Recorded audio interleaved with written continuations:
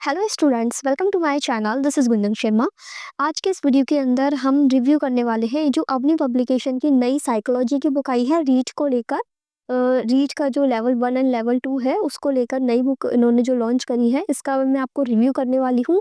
मैंने ये book purchase करी थी मेरे पढ़ने के लिए, साइकोलॉजी पढ़ने के लिए, रीट का जो अब एग्ज़ाम आने वाला है उसके लिए भी और मेंस के लिए भी।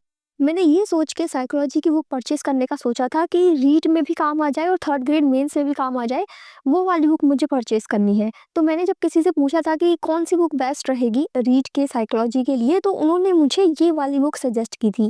अब मैं मार्केट में जब ये बुक लेने गई तो उन्होंने बोला कि ये पुराना एडिशन है, इसका नया एडिशन आ चुका है ये वाला, तो आप ये वाली ले जाइए, पुरानी बुक नहीं मिलेगी। ठीक है, तो फिर मैं उसी का ही नया एडिशन ये वाली बुक ले आई थी। बट जब मैंने इस पूरी बुक को कंप्लीट पढ़ा, मैं इसका रिव्यू पूरी बुक कंप्लीट करने के बाद ही आपको दे रही हूँ। आपको मैं इसकी वीडियो में दिखा दूँगी। ये पूरी बुक मैं पढ़ चुकी हूँ कंप्लीट। जो-जो भी मुझे इसमें कमियाँ लगी वो सभी मैं आपको इस वीडियो के अंदर शेयर करने वाली हूँ पूरी बुक पढ़ने के बाद। तो सबसे पहला पॉइंट तो यही है इस बुक का कि इस बुक की लैंग्वेज बहुत ही ज़्यादा टफ है। इसमें इतने हार्ड वर्ड्स का यूज़ किया हुआ है कि जो पहली बार साइकोलॉजी पढ़ रहा है उसको तो ये बुक बिल्कुल भी समझ में नहीं आने वाली।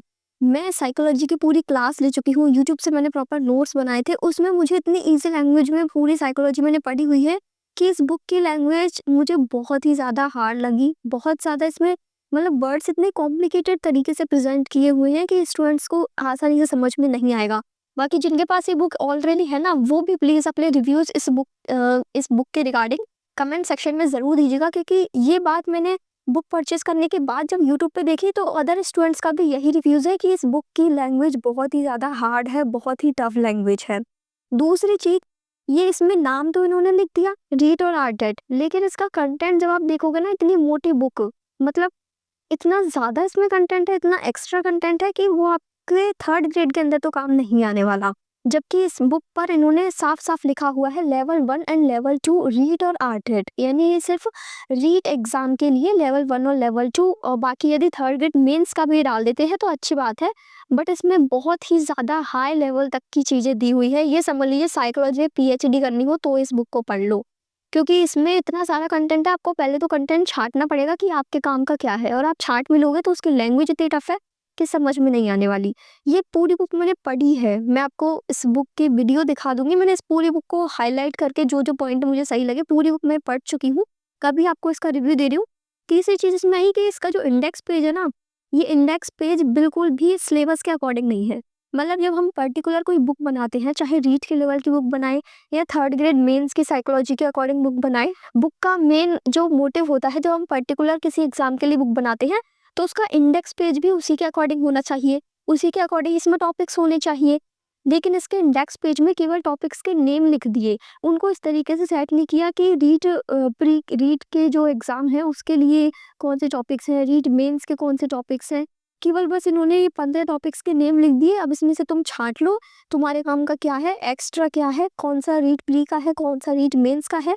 तो वो सब चीज़ें, ये चीज़ मुझे बिल्कुल ही पसंद नहीं आई। जब आप बुक के सामने लिख रहे हैं कि रीड और आर्ट-रेट लेवल 1 एंड लेवल 2, तो उसका इंडेक्स पेज भी उसी के अकॉर्डिंग बनाना चाहिए ना, ताकि स्टूडेंट समझ सके कि कौन से टॉपिक्स हमें पढ़ने हैं। इसमें एक्स्ट्रा टॉपिक्स भी हैं, मतलब इंडेक्स के पेज में भी एक्स्ट्रा कुछ टॉपिक्स हैं जो कि रीड के सिलेबस में है, ना थर्ड ग्रेड मेंस के सिलेबस में है, फिर भी इसमें दिया हुआ है। जैसे मानसिक स्वास्थ्य वाला एक टॉपिक है। इसके अलावा भी इसमें अंदर मैंने काफ़ी सारे टॉपिक्स ऐसे देखे जो कि आपको पढ़ने की ज़रूरत नहीं है, फिर भी इस बुक में डाल दिया केवल इस बुक को मोटा करने के लिए। ठीक है? तो ये चीज़ मुझे इस बुक की बहुत ही बेकार लगी कि स्टूडेंट्स को खुद से देखना पड़ेगा कौन से रीड के टॉपिक्स हैं, कौन से रीड मेंस के टॉपिक्स हैं, और कौन से टॉपिक्स हैं जो कि उसके काम के नहीं हैं, कौन सी चीज़ें हैं जो कि उसको पढ़नी है। इतनी मोटी बुक में इसको खुद कुछ काटना पड़ेगा। तो इसलिए मुझे बुक बिल्कुल भी पसंद नहीं आई। बाकी इसका जो लेवल है वो बहुत ही ज़्यादा हाई है। ये रीड के प्रॉपर सिलेबस पर बेस्ड मुझे नहीं लगी, क्योंकि जब आप प्रॉपर रीड के नेम से चला रहे हो, या तो फिर आपको केवल ये लिखना चाहिए कि इसमें शिक्षा मनोविज्ञान, ताकि स्टूडेंट्स को रहे कि हाँ, ये साइकोलॉजी की बुक है, ना कि प्रॉपर रीड के लिए। बहुत सारा एक्स्ट्रा कंटेंट मिलेगा। जो स्टूडेंट्स इसको ऑलरेडी परचेज़ कर चुके हैं, वो सभी प्लीज़ अपने रिव्यूज़ कमेंट सेक्शन में ज़रूर दीजिएगा। अदरवाइज़ जिन्होंने ये बुक परचेज़ नहीं की है और सोच रहे हैं कि इस बुक को ले लें रीड के लिए, तो प्लीज़ ये बुक मत लेना। मुझे जिसने बताया था वो उसने पुरानी बुक का सजेशन दिया था, तो वो पुरानी बुक यदि आपको मिल जाती है तो हो सकता है वो बुक अच्छी हो, उसकी लैंग्वेज ईज़ी हो, उसमें प्रॉपर उसी लेवल का कंटेंट हो रीट का और रीट मेंस का। बाकी ये बुक मुझे रीट की जो एग्ज़ाम है उसके लिए बिल्कुल भी सही नहीं लगी।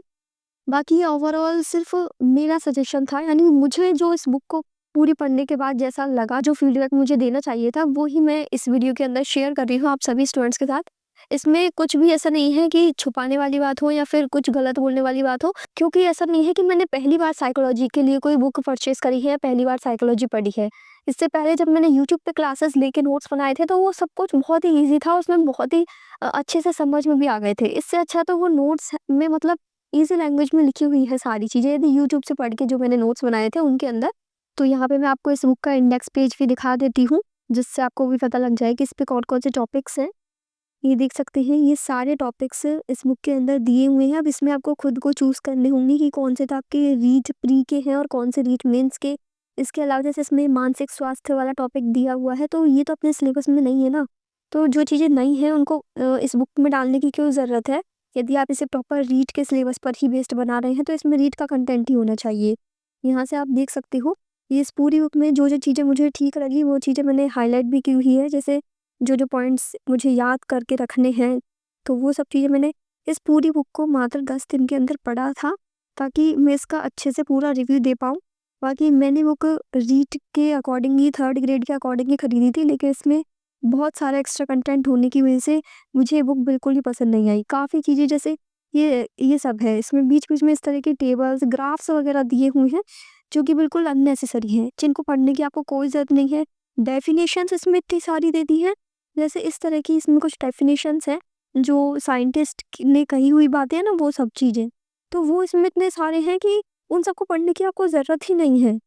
इतना एक्स्ट्रा कंटेंट साइकोलॉजी में पीएचडी थोड़ी करनी है।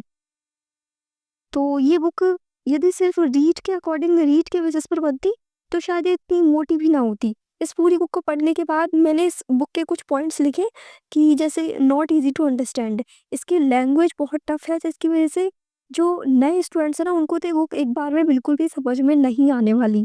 जो कि सेल्फ स्टडी करते हैं, उनको उनके लिए इसकी जो लैंग्वेज है ना, वो बहुत ही ज़्यादा टफ़ है, ठीक है?